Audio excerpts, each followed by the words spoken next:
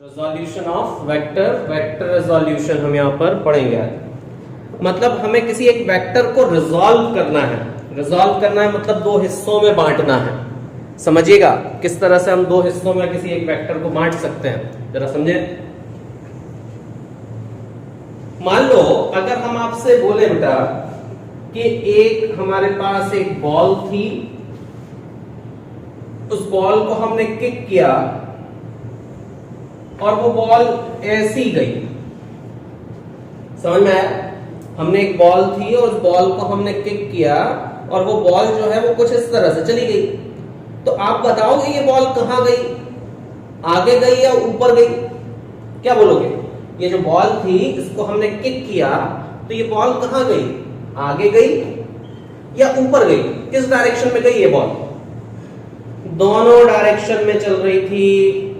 Projectile motion है, दोनों direction में जा रही है। दोनों डायरेक्शन में जा रही है, दोनों कैसे डायरेक्शन में जा रही है? दोनों डायरेक्शन में समझते हैं जरा किस तरह से जा रही है।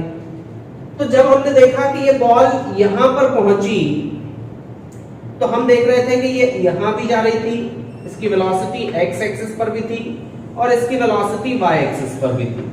ठीक है, जब हमने देखा कि ये यहां पहुंच गई हाईएस्ट पॉइंट पर, तो अब ये ऊपर जाना बंद हो गई, लेकिन इसकी वेलोसिटी इस डायरेक्शन में है और साथ में नीचे की तरफ भी आ रही है।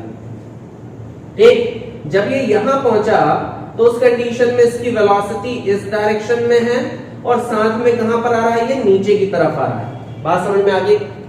तो अगर जैसे जैसे हम देख रहे हैं कि जैसे ही हमने किसी एक बॉल को प्रोजेक्ट किया है, जैसे ही हमने किसी एक बॉल को प्रोजेक्ट किया है तो ये एक्स एक्सिस पर भी जा रही है और वाई एक्सिस पर भी जा रही है।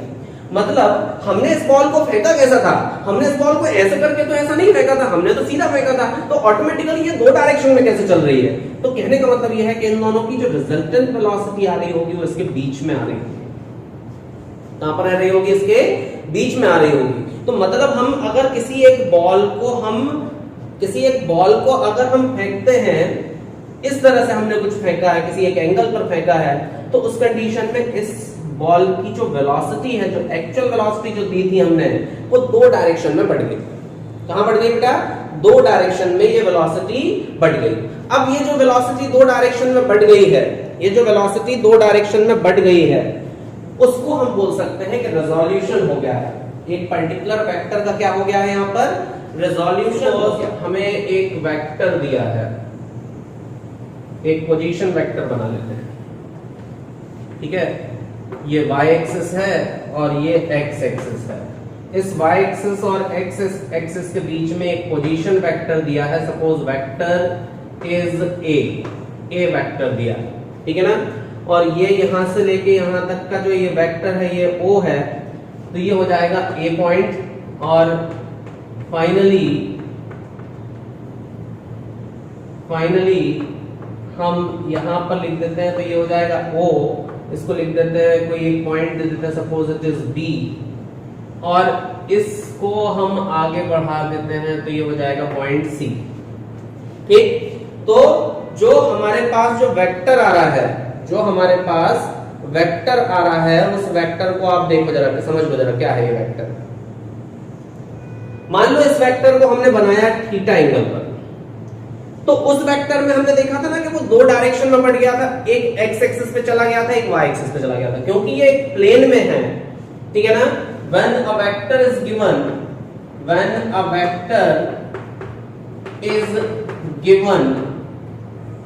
इन अ प्लेन मतलब 2D पर, एक्स और वाई एक्सिस के बीच में, then we can resolve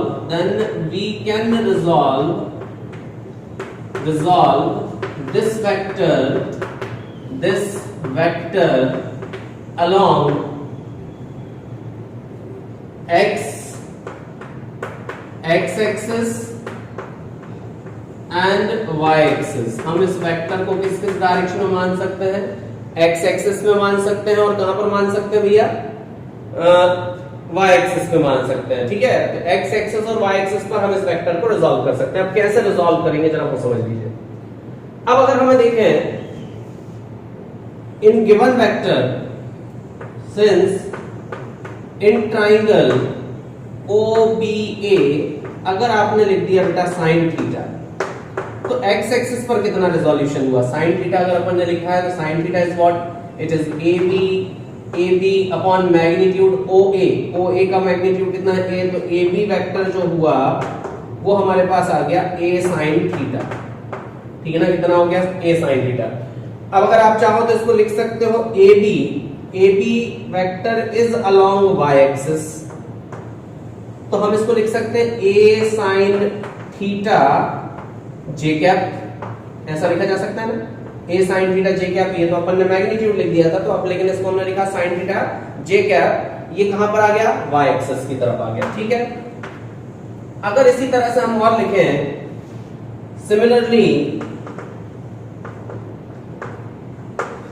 cos theta को अगर लिखें तो cos थीटा कितना होना चाहिए? cos थीटा होना चाहिए OB और OB अपॉन क्या लिखेंगे? A, तो जो हमारे पास वैल्यू आएगी OB की, तो OB इज इक्वल टू हो जाएगा A cos थीटा, ठीक है ना? तो OB अगर लिखा तो A cos थीटा, मतलब ये जो वेक्टर है वो कौन सी डायरेक्शन में है? एक्स एक्सिस पर, तो इसको हम लिख सकते हैं A cos थीटा, और कौन सी डायरेक्शन में है? एक्स पर है, तो इसको हम लिख सकते हैं I पर, ठीक है? मतलब अब अगर हम यहां पर ये वेक्टर लिख रहे हैं A cos थीटा, जो हो गया वो कौन सा हो गया? I का, मतलब कहने का ये हुआ बेटा, अगर इस वेक्टर को हमने बांटा तो इस डायरेक्शन में एक वेक्टर आप बना सकते हो, और ये जो इस डायरेक्शन में बनेगा वो बनेगा AX, और वो होगा कितना? A cos थीटा, ठीक है? और ये वाली साइड जो AB है वही साइड OC है, जो साइड AB है वही साइड क्या है? OC है, तो OC की डायरेक्शन में अगर इस वेक्टर को रिजॉल्व करोगे तो इस डायरेक्शन में जो वेक्टर बनेगा वो क्या बनेगा? वो बनेगा AY, and AY is equal to A sin theta. Clear? AY की वैल्यू कितनी आ जाएगी? A sin theta. मतलब अगर आप किसी एक वेक्टर को रिजॉल्व करते हो और ये वाली साइड थीटा है, तो थीटा के बेस वाली साइड cos थीटा होगी और उसकी परपेंडिकुलर साइड क्या होगी? sin थीटा होगी। थीटा के कहने का मतलब यह है कि अगर हमें कोई भी एक वेक्टर दिया है और वो वेक्टर है A वेक्टर, तो ये A वेक्टर को हम दो भागों में बांट सकते हैं। एक हिस्सा इसका कर सकते हैं cos थीटा कंपोनेंट पर, और एक हिस्सा इसका कर सकते हैं sin थीटा कंपोनेंट पर। कहने का मतलब यह है कि अगर आपको कोई एक वेक्टर दिया हो A, और अगर ये थीटा साइड है बेटा, तो इस वाले हिस्से को आप cos थीटा कर दीजिए और इस वाले हिस्से को sin थीटा कर दीजिए। अब अगर हमने लिखा therefore vector A can be written as vector A can be written as A vector is equal to sum of AX vector plus AY vector। Clear? तो AX वेक्टर डेफिनेटली कहां पर होगा? X एक्सिस पर होगा, that means AX I cap आप लिख सकते हो, और यहां पर क्या लिख सकते हो? AY वेक्टर लिख सकते हो, या सिंपली आप लिख सकते हो AX vector plus AY vector. अब अगर AX वेक्टर की हम आपसे बात करें तो AX वेक्टर आप क्या लिखोगे?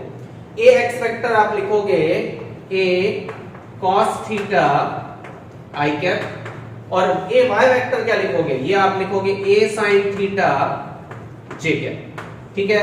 तो ये आपका पर्टिकुलर पोजीशन वेक्टर निकल आएगा।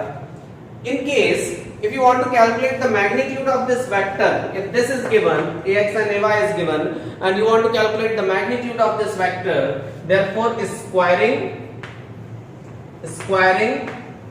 and adding equation first and second.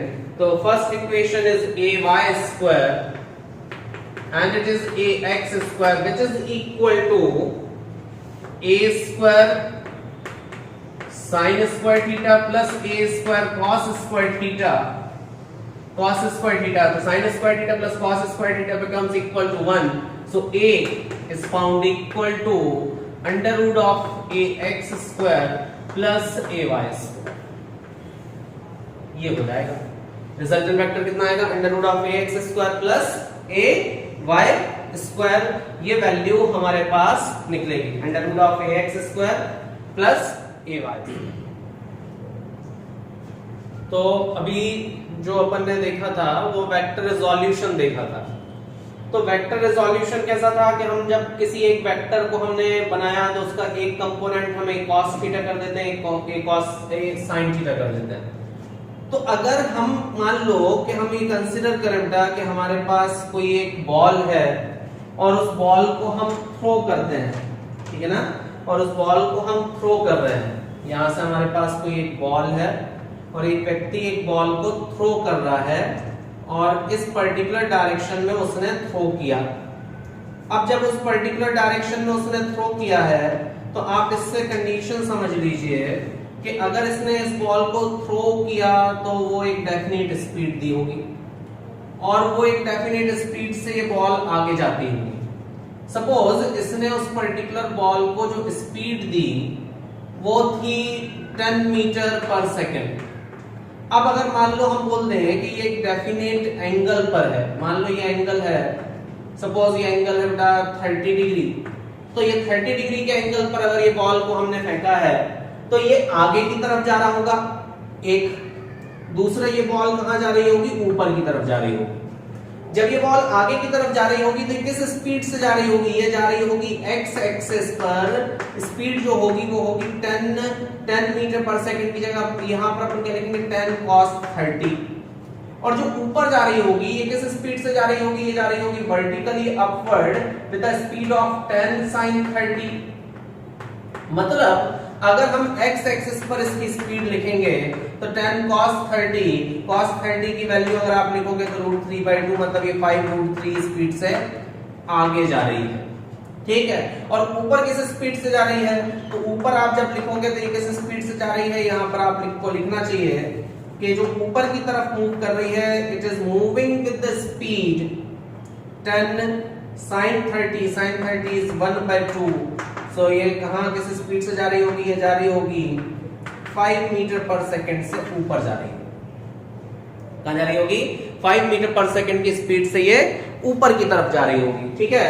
तो अब डेफिनेटली अगर आगे की डायरेक्शन में कुछ एयर फ्रिक्शन है तो इसकी स्पीड को कम करेगा।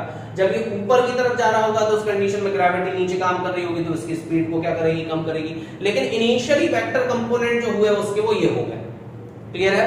इनिशियली इस पर जो वेक्टर कंपोनेंट हुए वो ये हो गए। अब अगर मान लो इसी तरह से आपका इसका एक और एप्लीकेशन आप वेक्टर कंपोनेंट का समझिए। मान लो एक ब्लॉक है और उस ब्लॉक पर कोई फोर्स लगाया जा रहा है, ये ब्लॉक है और इस पर कोई एक फोर्स लगाया जा रहा है और जो फोर्स लगाया जा रहा है वो एक डेफिनेट एंगल पर हम लगा रहे हैं। सपोज फोर्स जो है वो है 10√2 न्यूटन।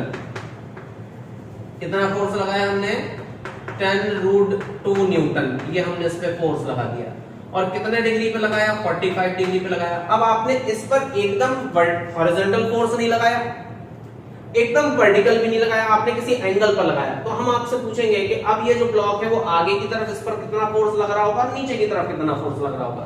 तो क्योंकि ये वाला एंगल थीटा है तो अब आप इसको क्या बोल दोगे, इसको बोलोगे F cos 45 और नीचे की तरफ वाले को क्या बोलोगे, F sin 45। ध्यान रखिएगा हम इसको पैरेललोग्राम लॉ जैसा बना रहे हैं। दैट मींस जो F√2 है वो रिजल्टेंट है, F√2 जो है वो रिजल्टेंट है। तो दो रिजल्टेंट वेक्टर जो आता है वो दो वेक्टरों के बीच में आता है, समझ आ रहा है ना।